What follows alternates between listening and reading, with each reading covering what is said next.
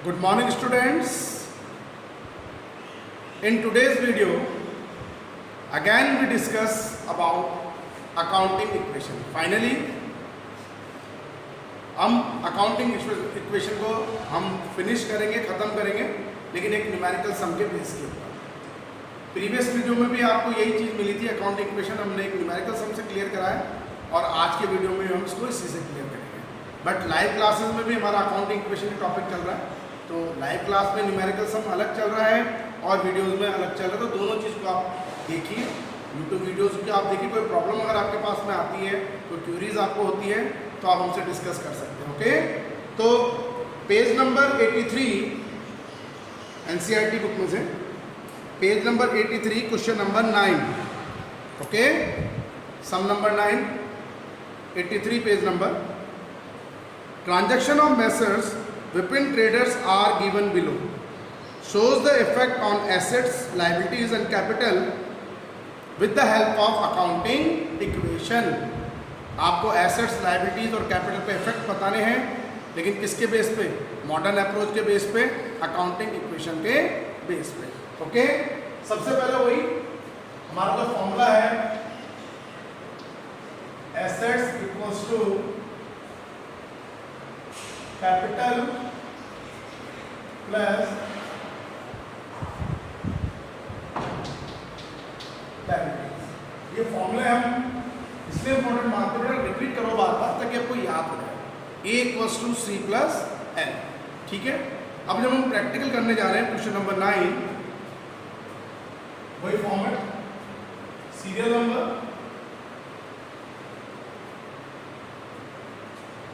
Assets A, LHS side and capital C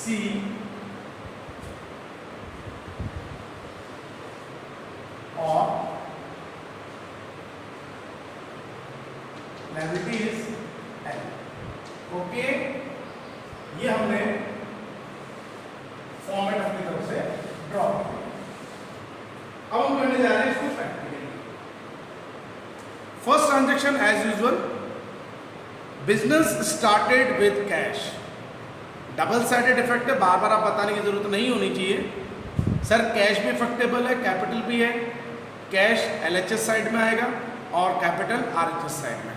तो अब assets को भी हमने 2-3 कॉलम में पहले ले लिया है, 1 2 एटलीस्ट 3 तो बना ही है। और पहली इक्वेशन जो है हमारे पास ए करके जो उसने बता रखी है आपको, ए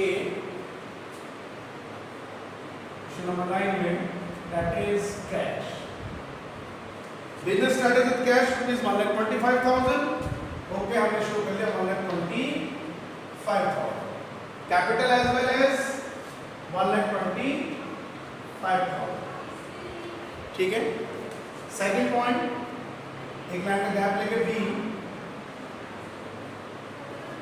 परचेज गुड्स फॉर कैश। हमने गुड्स कैश में परचेज किया। It is a one sided effect. ये ट्रांजैक्शन वन साइडेड है, केवल एसेट साइड में इफेक्ट डालेगा, बिकॉज सर एक एसेट्स तो इंट्रोड्यूस हो रही है बिहाफ ऑफ गुड्स, और एक एसेट्स इसके बिहाफ पे जब हम पेमेंट कर रहे हैं रिगार्डिंग गुड्स परचेज पे, कैश हमारी डिडक्ट हो रही है। तो एक assets plus that is goods and other assets deduct that is cash. तो सेकेंड एसेट्स में अब यहाँ शो भी कर देता हूँ, गुड्स, कितने गुड्स परचेज करें हमने? ₹50,000, बट हमारा कैश डिक्रीज हो गया है। आप कैश में उसको नेगेटिव मतलब माइनस करेंगे। Okay, C, purchase furniture from RK furniture. हमने फर्नीचर परचेज करा, बेटा ये गुड्स नहीं है, ये एक एसेट्स है। इसका मतलब इस ट्रांजैक्शन के बाद में हमारे पास में एक और एसेट्स आ गई है, that is known as furniture. But एक चीज ध्यान रखना है, सर हमने आरके फर्नीचर से क्रेडिट बिहाफ पे ये फर्नीचर परचेज करा है, बिकॉज यहाँ पे कहीं नहीं लिख रखा purchase furniture from RK furniture in cash.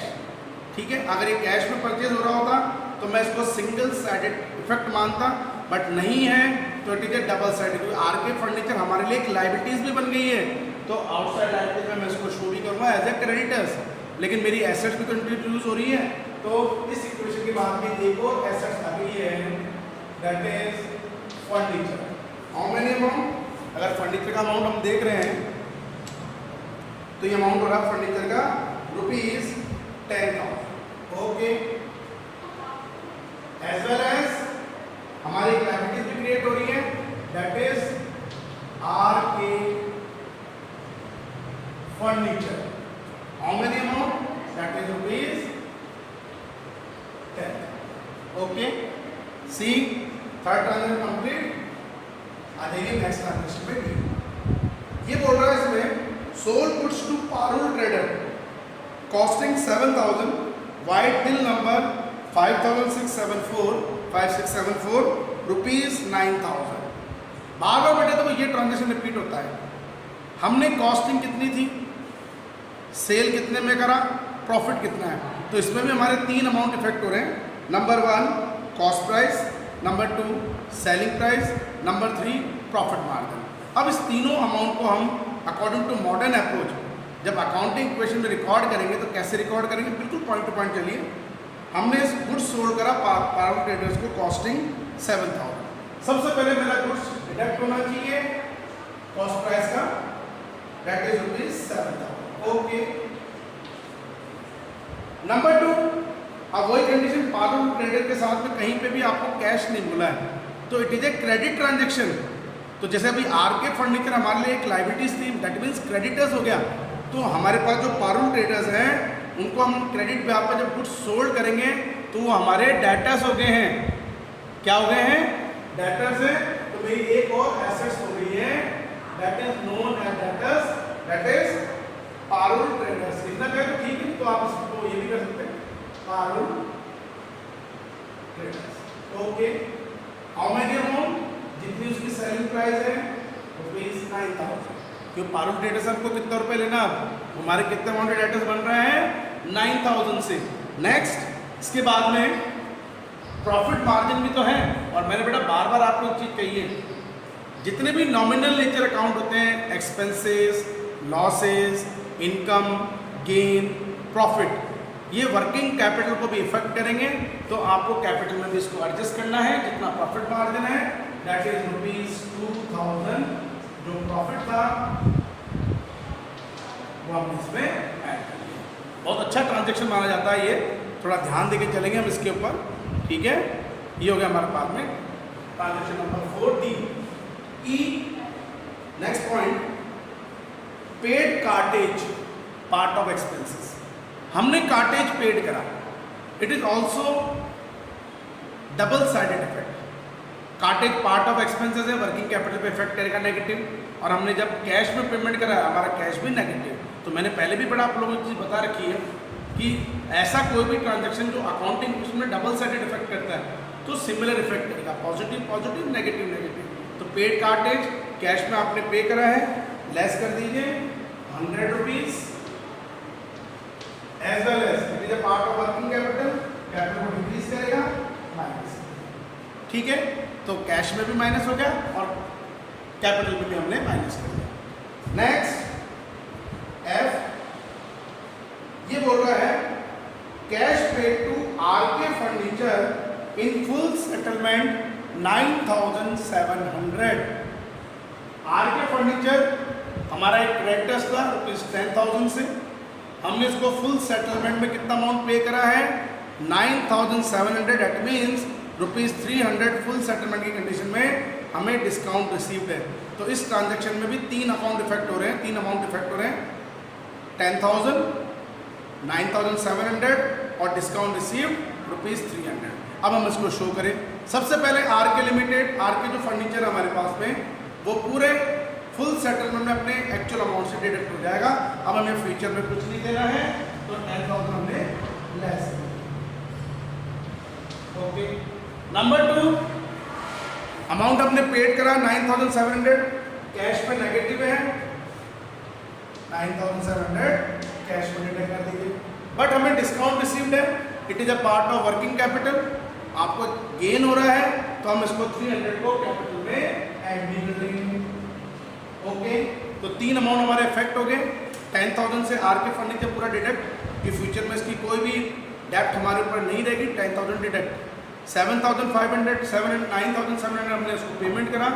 Cash हमारा नया कितना है 9,700, it is negative cash, 9,700 cash में कम। लेकिन हमारे पास में 300 रुपये का डिस्काउंट रिसीव्ड भी तो है। It is a nominal nature account, part of income है, हमारे पास गेन हो गया है। इनकम तो क्या बोले हम, गेन बोलेंगे, तो कैपिटल में ऐड करेंगे। Okay, F. नेक्स्ट पॉइंट जी, cash sales costing 10,000 for rupees 12,000। Cash में गुड्स सोल्ड करा, 10,000 12,000 में सोल्ड, प्रॉफिट मार्जिन 2,000। इसमें भी 3 अमाउंट मेरे इफेक्ट कर रहे हैं और इन तीनों अमाउंट को मुझे शो करना पड़ेगा।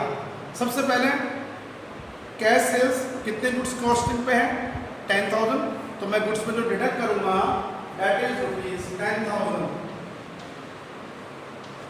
बट हमने कैश में गुड्स सोल्ड करा है, तो हमें कितना अमाउंट रिसीव हो रहा है 10,000 के ब्याह पे रुपीज 12,000 हमने कैश में ऐड कर लिया। Okay, and then profit margin, selling price और कॉस्ट प्राइस का रुपीज 2,000 है। वर्किंग कैपिटल मेरी इंक्रीज करेगी, हम इसको वर्किंग कैपिटल में प्लस करेंगे। ओके, कैपिटल में हमने इसको प्लस कर दिया। ये ट्रांजैक्शन हो गया हमारे पास में जी। Second last H point, transaction rent received. ये पहले भी आया हुआ है sir, rent received, it is a part of income. अब पहले तो ये इनकम है हमारी, कैपिटल वर्किंग कैपिटल पे इफेक्ट करेगा पॉजिटिवली। ये भी डबल साइड इफेक्ट हो रहा है अब हमारा कि एक तो रेंट रिसीव्ड है, रिसीव्ड मतलब मुझे कैश में मिला, तो एक तो मेरे एलएचएस साइड में कैश में ये पॉजिटिव है, मैं कैश में इसको ऐड करूंगा। How many amount rupees 4,000। As well as हमने वर्किंग कैपिटल का भी इसको पार्ट माना है, ये हमारी इनकम का पार्ट है, ये हमारी इनकम होकर चल रही है, हमने इसको कैपिटल में भी ऐड कर लिया rupees 4,000। Okay, last and final I point, उसके बाद फाइनल इक्वेशन क्रिएट करेंगे हम। I cash withdraw for a personal use, that is drawings. हमने कैश विड्रॉ करा पर्सनल यूज के लिए। अब बेटा कैश विड्रॉ करेंगे पर्सनल यूज के, तो अपन को पता है जो बिजनेस में अवेलेबल कैश है वो डिडक्ट होगा, ये भी डबल साइड इफेक्ट है। अब ये ड्राइंग्स भी है, तो पार्ट ऑफ हमारे लिए एक्सपेंसेस भी हो रहा है, तो हम कैपिटल को भी कम करेंगे एज वेल एज कैश को भी। तो cash withdraw for a personal use rupees 3,000 cash में आपने डिडक्ट कर दिए, as well as working capital में हमें डिक्रीज करेगी 3,000 में। तो ये हमारा फाइनल ट्रांजैक्शन था जिसको हमने शो कर दिया। अब बेटा इसके बाद में फाइनली हम क्या करने जाएंगे, फाइनल इक्वेशन बनाएंगे कि फाइनलाइज अमाउंट हमारे पास पता हो जाएगा, कैश का कितना है, गुड्स का कितना है, फर्नीचर कितना है, डाटा से अपनी चल रहे थे पारुल ट्रेडर्स अपने पास में, वो कितने के होंगे, लेकिन LHS इक्वल्स टू RHS होना जरूरी है। ठीक है, अब हम टोटल करें एक बार इसका,